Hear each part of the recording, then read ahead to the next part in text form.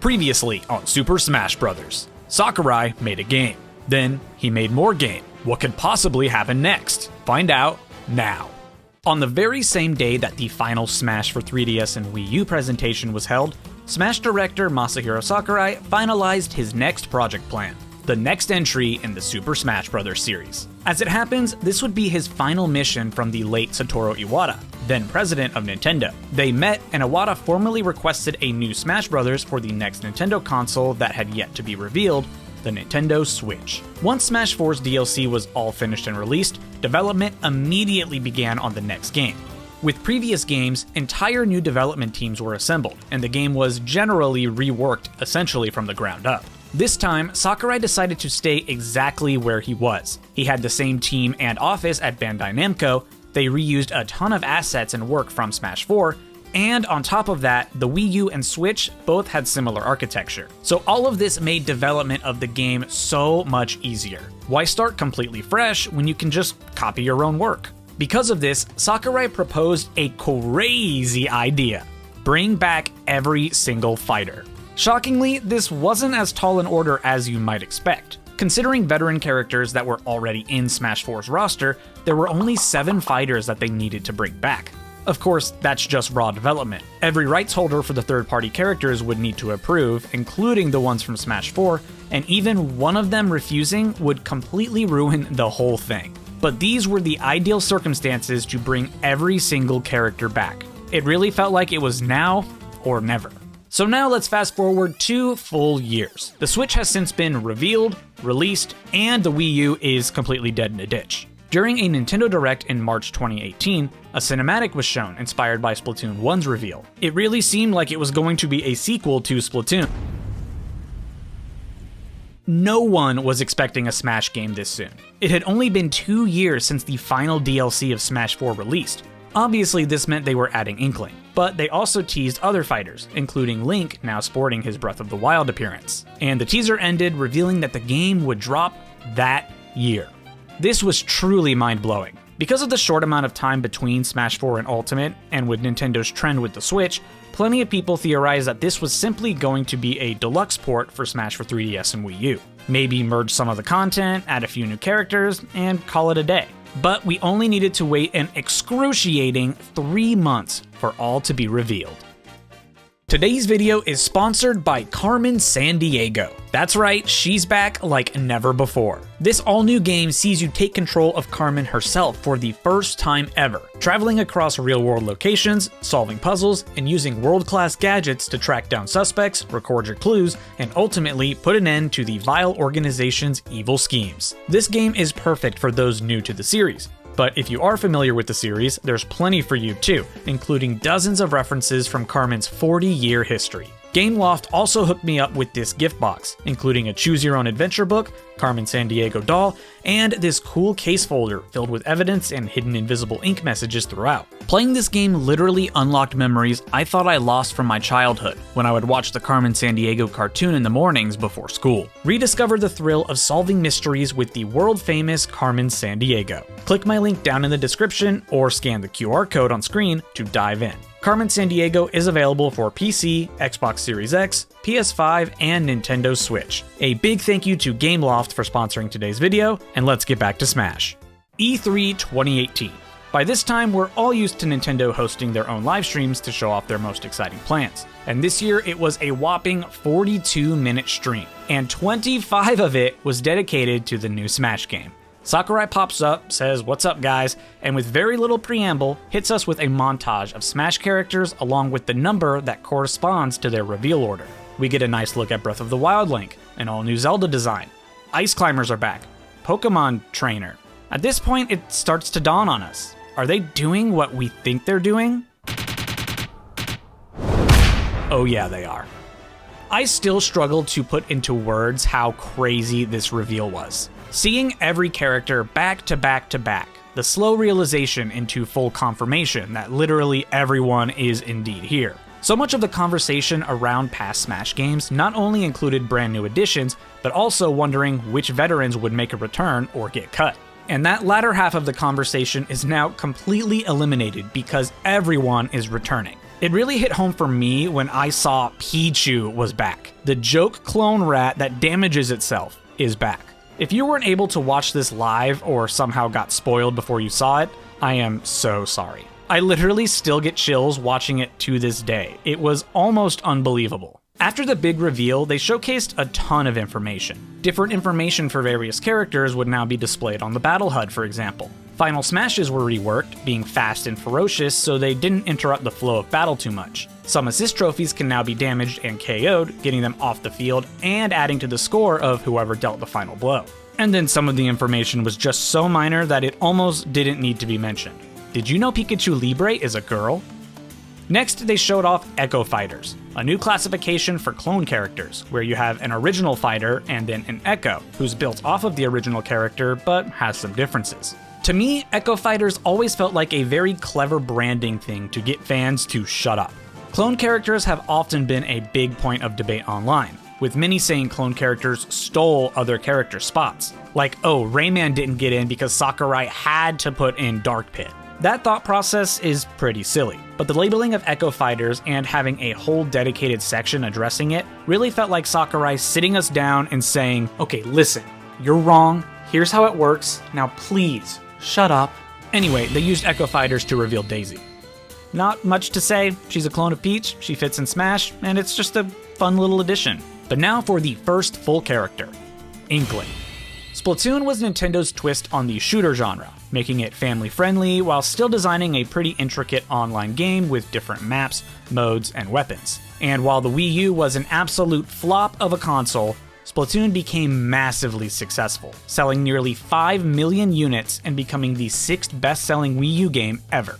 And all that aside, it was a first-party Nintendo IP. Of course it was going to be in Smash. And the character is really cool, not only using a variety of weapons from the game, but also having an ink management mechanic that you need to keep track of. It's pretty cool stuff. They also showed off a bunch of the returning stages. An often overshadowed part of Ultimate is that so many stages also returned from previous Smash games. They didn't commit to bringing every stage back like they did with the fighters, but there are only like a dozen or two stages out of the entire Smash series that don't make a comeback. Many of these also received fantastic graphical overhauls, and some were originally exclusive to the 3DS version, but are now remade in full HD. The only exception are the stages that originally debuted in Smash 64, which keep their original appearance just for that retro vibe. In addition, not only do Omega forms make a return from Smash 4, but every single stage now has a Battlefield form as well. This was a wish I remember hearing a lot during Smash 4's peak, so it's absolutely fantastic to see it brought to life. And finally, what's a Smash Bros. Reveal without a Smash Bros. Reveal? This one is big. Fans have been begging for Ridley in Smash since the earliest days of the series, and Sakurai's response has become a meme at this point. Ridley's just too big. Ridley's scale in modern Metroid games makes him gigantic, so just shrinking him down as is would make him feel very out of place. And frankly, it just seemed like Sakurai just didn't really want him as a fighter, which is why he regularly appeared in Smash as a giant boss or a stage hazard. But it seems like he finally relented. Ridley's tagline even makes reference to the Too Big meme by saying he hit the big time. To make him work as a fighter in Smash, elements from several appearances were sort of fused into one. In the original Metroid for NES, Ridley was only slightly taller than Samus and was also sort of hunched over. So they took this scale and combined it with his more monsterish modern design, making something sort of original for Smash, but that works really well in the context of a fighter. I was personally never all that invested in Ridley as a fighter. I went along with Sakurai's he's too big reasoning, so I never really expected him to be a fighter. But to all the Ridley believers, all this time later, I'm still so glad that you finally got your guy in the game. But the coverage wasn't done yet, not by a long shot. Throughout the day, Smash Ultimate was played by the members of Nintendo Treehouse and even by Sakurai himself to show off more of the gameplay and talk more at length about changes to the game and just see it in action. They even held another Super Smash Bros. Invitational later that night, once again featuring professional players and commentators. We also saw the return of the Smash Bros. Blog, where information would be posted most weekdays. However, this time the site was sort of pointless. Most of the information posted was not new, but highlighting random things that had been already revealed in directs. Gone are the days of the big reveals being in a random blog post on a Tuesday. Other elements of the site did make up for it though. There were a ton of screenshots for each and every character on their own dedicated pages, along with little gameplay montages. You could take a look at the stages and even listen to previews of some of the new music being added. Our next big batch of information came in a Smash Bros. Direct in August. The presentation immediately opens with a cinematic starring Luigi, running around a haunted castle with all sorts of scary monsters, and he fucking dies. And finally, Simon Belmont. But it's not just him, Richter Belmont too. Castlevania is another series that frequently shows up on lists for Smash. But as an anthology series, the trouble comes with picking which characters should be in.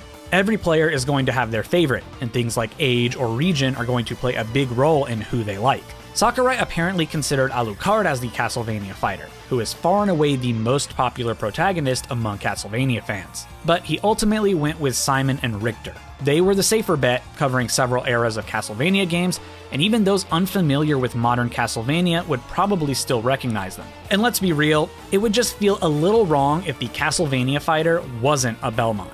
Alucard did get to be in the game though as an assist trophy. Then we got the reveal of 2 new Echo fighters. Chrom was previously considered for Smash for 3DS and Wii U, but Robin was ultimately chosen because Chrom didn't feel distinct enough from the other Fire Emblem fighters. But Echo fighters offer a solution for this, so here he is, an Echo for Roy, except he stole Ike's up special. Also, he's still in Robin's Final Smash and Victory screens for some reason. Dark Samus previously appeared in Smash as an assist trophy, but now joins the very exclusive club of being promoted to a fighter. She's exactly like Samus, but dark. Ooh. After highlighting some more new information, the presentation ends with one final reveal. King K. Rool, once again, has been one of the top popular picks for Smash. I'm beginning to see a pattern here. The Donkey Kong Country games and Donkey Kong 64 solidified King K. Rool as Donkey Kong's Bowser. All of those games were developed by Rare, who were soon after purchased by Microsoft, which meant Rare wouldn't develop new Donkey Kong games, and the creative steam for the Donkey Kong series really fell apart from there. After a bunch of weird spin-offs, we finally had a proper return to the 2D formula, and King K. Rool was nowhere to be found. Twice. And through all of it, King K. Rool still ranked high as a popular Smash request. And even more amazingly, he is somehow only the 3rd Donkey Kong character in the entire series. During a Nintendo Direct in September, we got a sneaky little reveal for Isabelle. It didn't seem like a Smash reveal at first. It seemed like it could be a reveal for a new Animal Crossing game for the Switch, but turns out it was both. Isabelle is the 3rd character to get the promotion from Assist Trophy to Full Fighter, and it's no surprise why. Introduced in Animal Crossing New Leaf, she became such a beloved character for the series, more than almost any other Animal Crossing character at all. At this point in the pre-release hype, the Smash community was sent into a frenzy, all thanks to a leak. In late October, an image surfaced online that appeared to show the final banner, revealing a bunch of new fighters. Isaac from Golden Sun, Banjo and Kazooie, Shadow the Hedgehog, Ken from Street Fighter, the Chorus Kids, Gino from Super Mario RPG, and Mach Rider all appeared to be in this banner. Now, if it had just been this image, this leak would have easily been dismissed. But this image sent the internet down a huge rabbit hole that to this day is still kind of hard to believe. So the guy didn't censor out his name on Snapchat very well. Because of this, his LinkedIn was discovered, and it turned out he worked for a French printing company, leading to the assumption that this Final Smash banner was going to be some sort of promotional printout used for the game's release. This theory was strengthened by printouts for the then upcoming Grinch movie seen in the background of the image. It was using previously unseen renders and just encouraged the idea that this was a real graphic being printed out by a marketing company. Because of this, the leak became known as the Grinch leak. The Grinch leak also ran counter to the information that was being shared by a well-known and reliable leaker named Vergeben. They were saying that the Grinch leak was completely fake, and that there were only 2 characters remaining, Ken from Street Fighter and Incineroar, a Pokemon. A Smash Ultimate civil war then erupted. Team Vergeben or Team Grinch. It would all come down to one final Smash Ultimate Direct on November 1st. Both big leaks had Ken being revealed, and I always thought this was kind of funny that even after the Direct began and a fighter was shown, we were still wondering which leak was real. But then... So there you have it. Grinch leak was indeed fake, and Ken and Incineroar are our final 2 characters. I've always found Ken to be a great addition to the roster. If they were going to add another Street Fighter character, the obvious choices were either Ken or Chun-Li, and with Ken originally being a clone character of Ryu, making him an Echo Fighter is just fun. Even though his moveset is different enough that it doesn't even really feel like he's an Echo, but let's not harp on that too long. As for Incineroar, look, there's always going to be a new Pokemon. Every generation introduces like 100 new ones, it's the most popular franchise on Earth, it's just always going to happen. But with Incineroar, he goes a little beyond just another Pokemon. His design for Pokemon Sun and Moon comes from professional wrestlers, and in Smash, that idea is taken and applied to his entire moveset. Like if this moveset was placed on a random wrestler character, there's a good chance you wouldn't even recognize it came from a Pokemon. So while on paper, another Fire-type starter Pokemon is a little boring, I think the wrestler motif more than makes up for it. But of course, they weren't done. While DLC came as a bit of a surprise back in Smash 4, this time around it was just kind of expected. Nintendo was very clearly all in on DLC based on their other games, and if any game should have DLC, it's Smash. And because everyone is here, every single DLC fighter is going to be a brand new character never before seen in Smash. And this time around, it's far more organized. In Smash 4, DLC felt like they almost didn't plan it out from the beginning and just kind of threw it in halfway through development. This time they announced 5 DLC packs included in a whole Fighters Pass, and each pack comes with a fighter, a stage, and relevant music. And then just for fun, they threw in a bonus DLC fighter. What the hell? This isn't even one of the Fighter Pass characters. They just threw Piranha Plant at us as a free early adopter character that you could then straight up purchase later on. Plant is certainly a weird character, but at the same time, I think having a Mario enemy as a fighter isn't altogether that surprising. But I don't think I also would have predicted Piranha Plant as who they went with. They also held demos for the game leading up to the release, at Smash tournaments and Nintendo events, but also at just random malls across the country. I was lucky enough to play it ahead of time, and it was honestly just so much fun to be at an event for an upcoming Smash game and get to try it out. And that was it. The final pre-release direct was completed, and all we had left to do was wait for the game. There would be no more announcements or reveals. Literally the day before the game was set to release, the Game Awards took place, and unbeknownst to anyone, the first Fighter Pass character was surprise revealed at the event. Joker from Persona 5. Absolutely insane reveal, both the character they chose to show and where they chose to reveal it as well. Super Smash Bros. Ultimate released worldwide on December 7th, 2018. So let's dive into everything the game has on offer, starting with single-player content. Everything you'd expect is here. However, the biggest change in single-player rests in Classic Mode. In previous entries, Classic Mode was a little more generic. Smash 64 was always the same. Melee and Brawl followed the same pattern for each playthrough, but randomized the characters used, and Smash 4 was a mess. This time, each character has their own dedicated Classic Mode route that is always the same, but it's tailored specifically for them, filled with references to their games or following a general theme designed for that character. Luigi's Classic Mode has him fight a bunch of scary themed battles, based on Luigi's Mansion and Luigi's scaredy cat personality. Peach gets her revenge and fights villains and characters that would kidnap her in her home series. Mega Man fights characters that represent the Robot Masters, the bosses that Mega Man needs to defeat in his games. Wolf's route is based on veterans who, like Wolf himself, were cut from the roster in Smash 4. Each and every route is like this. Some are better, some are worse, but as a real reference guy, I absolutely love that this is the direction they took Classic Mode, because I feel so much more engaged in battles that feel relevant to the character I'm playing as. Or at the very least, I can point at the screen and go, "Yo!" Another update down the line introduced a VR mode to the game, using Nintendo Labo, which is pretty wacky. The caveat here is the available stages are pretty limited, and you can't play with items or final smashes. And you have to play like this the whole time. It's mostly a novelty, but it's still kinda cool to experience. Apparently, before the Labo VR kit even existed, Sakurai included the possibility of a VR mode in his project proposal for Ultimate, so it's pretty neat that it ended up working out. Versus mode has quite a few changes implemented. Most obvious is the sheer number of stages. The base game comes with over 100 stages, just shy of double the final amount in Smash for Wii U's final total. They also introduced a hazard toggle, which was my biggest complaint in previous entries. It's just not fun playing against the Yellow Devil.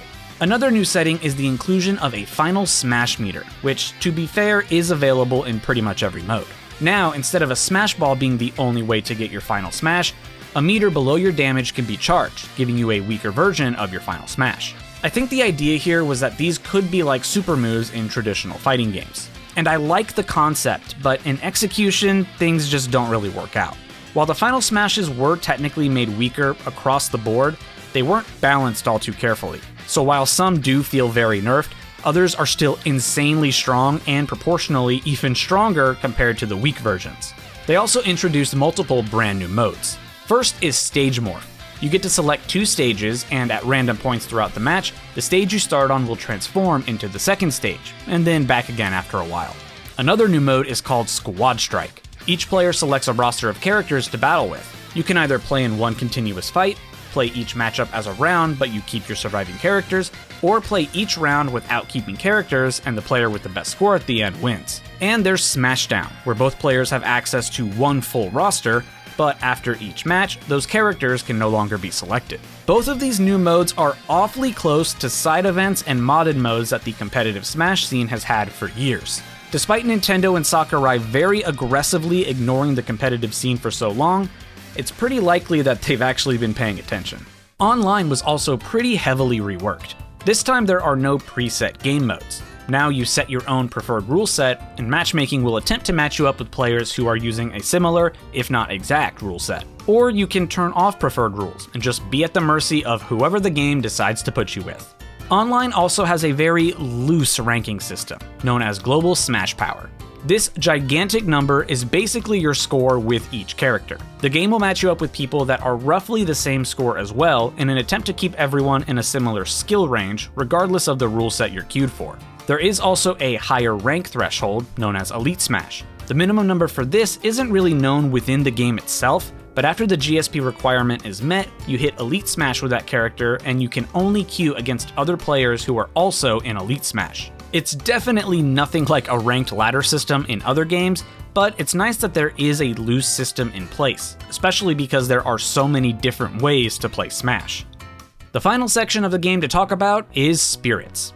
In every Smash game since Melee, you could collect trophies. These were small 3D figurines that showcase characters and elements from different game series, even offering representation to series that would otherwise have none. As the series progressed, the total number of trophies gradually increased, with Smash for 3DS and Wii U featuring nearly 1,000 unique trophies across both versions. Because these were 3D modeled, and they're now in HD so they need to be higher poly, they took up a ton of development time and man-hours. But the collectible aspect is sort of ingrained in Smash at this point, and being able to see and collect characters from many different video game franchises, not just the ones directly in the game, is simply too valuable. How else am I going to learn about the Wii Balance Board? So, the approach this time around ultimately takes the form of Spirits. While the collectible is basically just a PNG image you can find on Google, they actually have a purpose other than filling the spot in your collection. Spirits can be equipped to a fighter to enhance their abilities. A primary spirit sets the initial power and type for your fighter.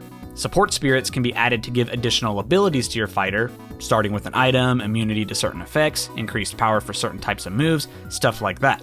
And these can be used throughout various modes in the game. So spirits end up being like a fusion of trophies from every Smash game, Brawl stickers, and Smash 4's custom equipments all rolled into one. And that's only one half of what spirits do. The other half is far more interesting. Most of the spirits also have spirit battles. These aren't just regular random matches. Each spirit has a battle that captures the essence of that spirit. Fighters, costumes, items, stages, even random little elements all get tweaked to make it feel like you are fighting a proper representation of that character or series. Some of these are pretty basic, like Metal Mario is a Metal Mario. But then you have battles that are just so creative. Shedinja is represented by a 1 HP Game & Watch that reflects projectiles and is temporarily invincible, referencing Shedinja having only 1 HP, but only capable of being damaged by super effective moves. Ness's father is represented by an invisible snake, because Ness's father literally never appears physically in Earthbound and is only ever spoken to over the phone. The Geno battle features characters representing the entire party from Super Mario RPG, each with abilities and items that come from their appearance in Mario RPG. And once again, as a reference guy, I just love YO! And while these spirits can be gained just by a randomized spirit board, that would feel a bit underwhelming. Fortunately, we also have an entire adventure mode.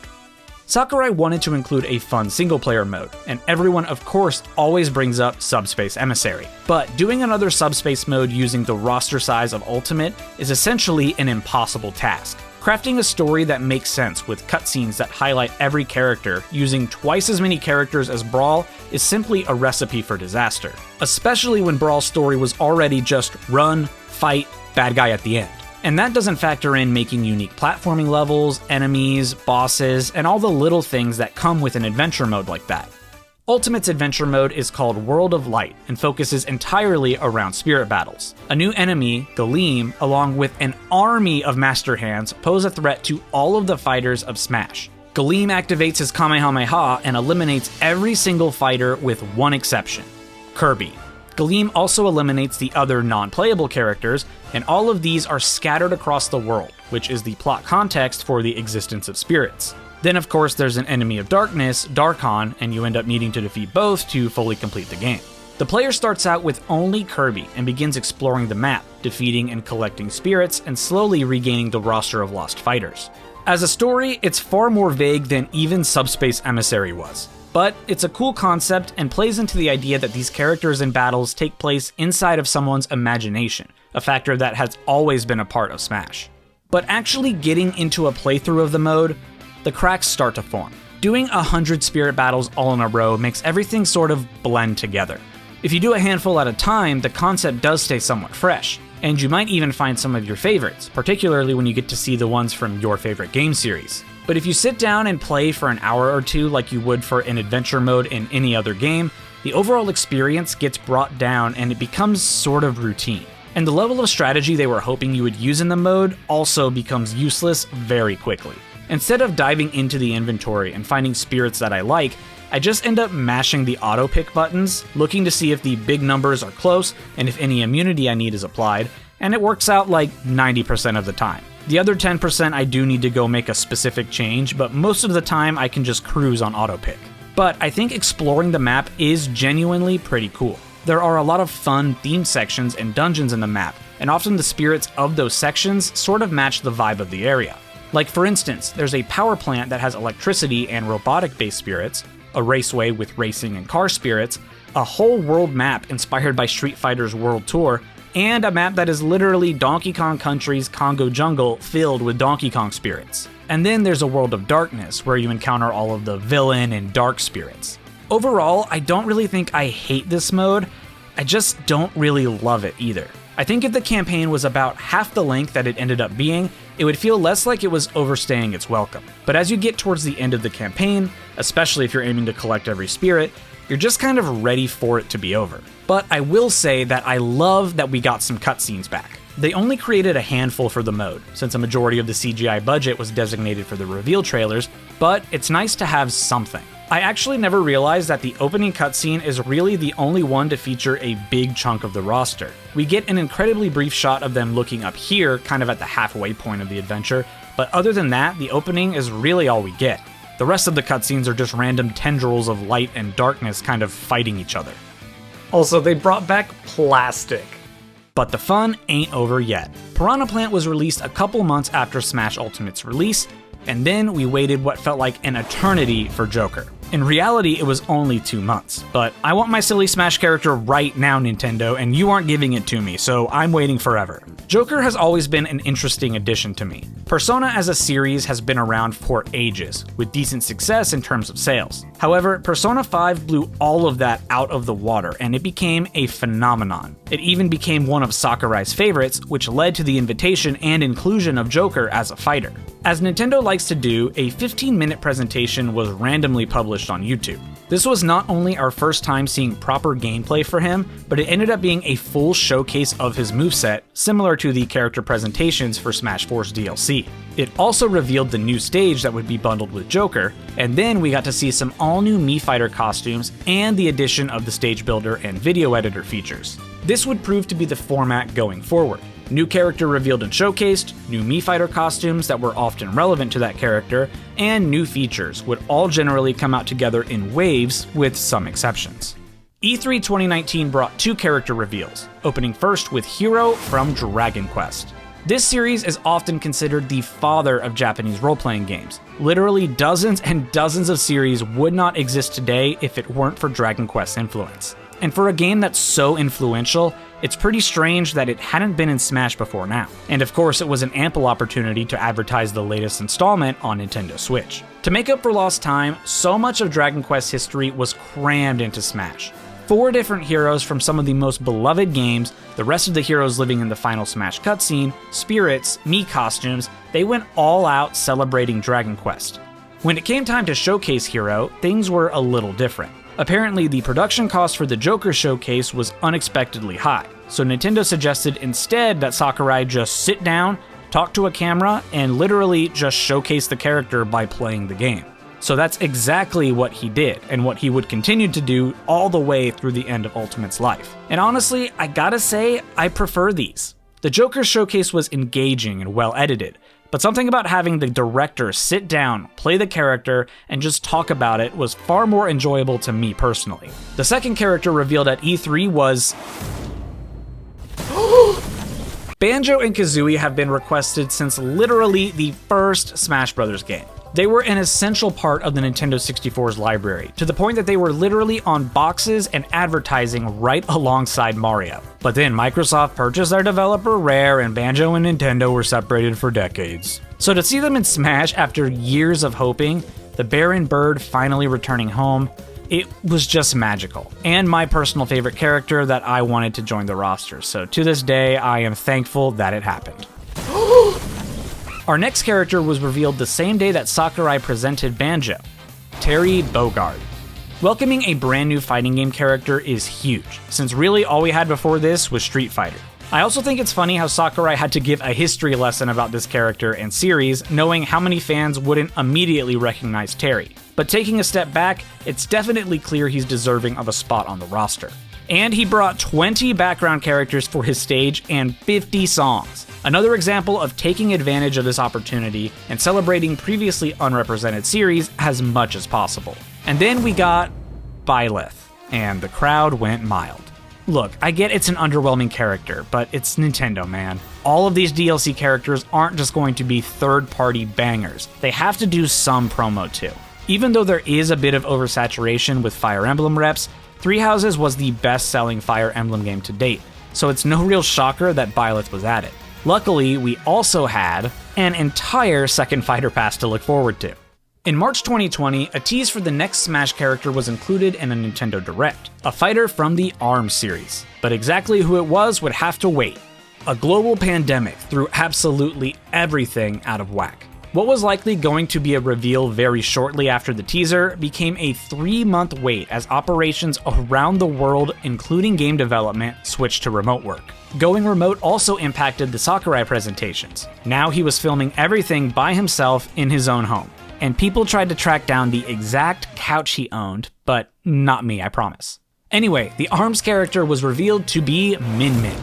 ARMS was Nintendo's very unique take on the 1v1 fighting game. But rather than a 2D fighting game, the camera was positioned behind the player. Then they gave the fighters weird stretchy arms and random hand attachments, and everyone played it for about 8 minutes total. This selection was interesting because really any ARMS character would have worked for Smash. There isn't really a main character, but there were some frontrunners for the roster. It was apparently between Ninjara and Min Min, and the scales were tipped in Min Min's favor because ARMS producer specifically requested her.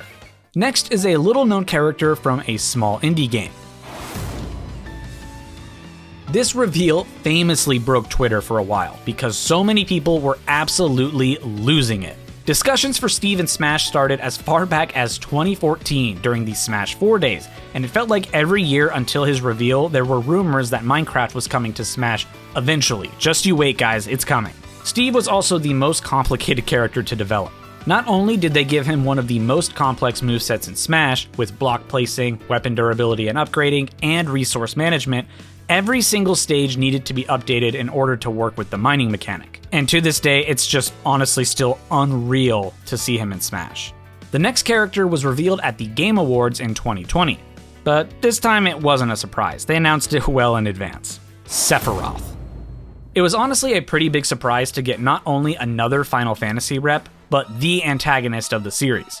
I mean, Sephiroth is iconic and a great addition to the roster. It's always nice to see more villains, but Square Enix has been historically very stingy with their inclusions. So after Hero, it felt like no other Square characters were on the way. But I guess it helps that they also had Final Fantasy VII Remake to advertise, huh? Sephiroth also brought with him an incredibly unique experience, the Sephiroth Challenge.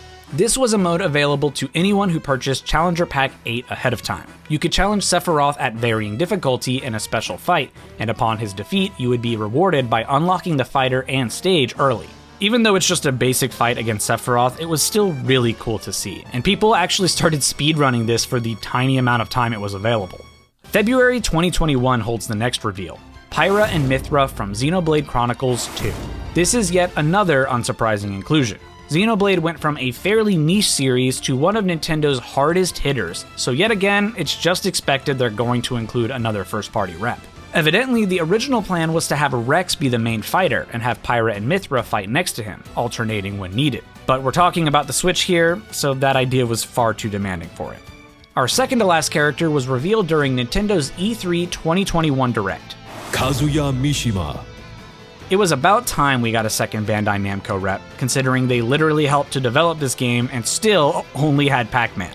A Tekken rep was also pretty obvious with the other fighting game characters in the game. Heihachi, arguably the face of Tekken, was originally considered for the spot. However, Tekken is unique in that the characters aren't exactly the most agile, so either they would need to be unbelievably slow in Smash, or they just wouldn't feel like a Tekken character. To remedy this, Kazuya was selected, and elements of his devil form were used to allow for the agility and jumping ability that Smash really demands. It's a really neat compromise while also being able to more fully represent some of Tekken's actual story. And the final character for Fighters Pass 2, Sora always felt like an absolute pipe dream pick. It seemed like a legal nightmare with Square Enix and Disney being involved, but they made it happen. Just without any classic Disney references at all. The only content that made it into Smash is all original to Kingdom Hearts, with one single exception, the Mickey ears on the Keyblade. Apparently, Sora wasn't even originally planned for Fighters Pass 2. However, Sakurai had a chance encounter with a Disney executive at a Game Awards show, and brought up the prospect of Sora in Smash. This got the ball rolling, and the 5 fighters of Fighters Pass 2 ultimately became 6. This is really wild because the entire concept of Kingdom Hearts itself only got started because of a chance encounter in an elevator. I mean, it almost feels like destiny, as corny as that is, because as it turns out, Sora was the #1 winner of the Super Smash Bros. Fighter ballot all the way back in Smash 4, and if it weren't for that fateful encounter, he never would have made it in the game. His reveal presentation also essentially confirmed that the fighter ballot was never truly for Smash 4. It was largely meant to determine the fighters for Smash Ultimate, with so many of the new characters being highly popular submissions. This was speculated once we saw the first few character reveals, but it's still nice to have some sort of soft confirmation. And this was the perfect way to finish off the DLC. The most requested character, and the one that seemed least likely to be added, capping off what truly is the most special and ultimate Super Smash Bros. Game. Super Smash Bros. As a series is really special. From its humble beginnings as a wacky experiment, it evolved into not just a safe bet, but one of Nintendo's flagship franchises, and ultimately it blew past just Nintendo, and it became a celebration of gaming history. So many franchises can be found in every Smash game, and as time went on, that number grew bigger and bigger. But when a character finally secures a spot on the roster, it's almost like validation. You've made it. You're in a pretty exclusive club, and you can truly call yourself a gaming all-star. It's really hard to pinpoint where the Smash series will go from here. Ultimate feels impossible to top, from bringing everyone back to introducing the most requested characters, and simply being the biggest Smash game that we ever had. How can you possibly move forward? The simple answer is just keep going. A Smash Ultimate Deluxe with all content bundled in, but also with brand new fighters and stages, and we just keep this gravy train rolling. There's always going to be just one more character that fans want in the game, but if you follow that logic, you'll never be able to stop. The other option that a lot of fans want is a sort of reboot. It's no secret that the newer fighters are far more advanced than many of the veterans. Some of these characters have insanely advanced subsystems and mechanics that are developed exclusively for them. And then there's Donkey Kong, who just has big punch. Many fans would love for this to be the end of an era for Smash, and for the game to scale back, completely rework these staple characters' movesets, and introduce other new fighters as well. It feels like an impossible decision to make. Even Sakurai isn't sure what the future of the series holds, and I do not envy the responsibility that rests on his shoulders. But no matter what the future holds, Smash is always going to hold a special place in the gaming world. Even people who don't care about Nintendo or only play PC games will still tune in to see who gets that coveted invitation. It's more than just a new slot on the roster. These character reveal trailers become gaming events. And so far, there isn't another game series that can really match that.